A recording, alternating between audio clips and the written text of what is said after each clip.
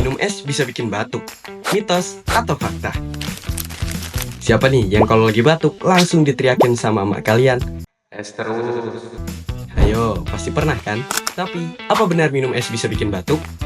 Yuk kita bahas faktanya. Minum es itu tidak menyebabkan batuk atau radang tenggorokan. Batuk biasa disebabkan oleh infeksi virus atau bakteri, bukan karena minuman dingin. Di Indonesia, batuk dan pilek umumnya disebabkan oleh infeksi virus dan menurunnya daya tahan tubuh, terutama saat perubahan cuaca. Bisa juga gara-gara polusi yang tinggi atau kelelahan.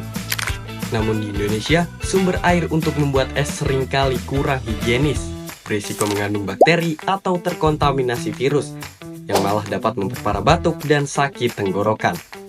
Jadi, minum es itu sendiri tidak langsung menyebabkan batuk. Yang penting, pastikan es yang kamu minum bersih dan tubuhmu dalam kondisi sehat.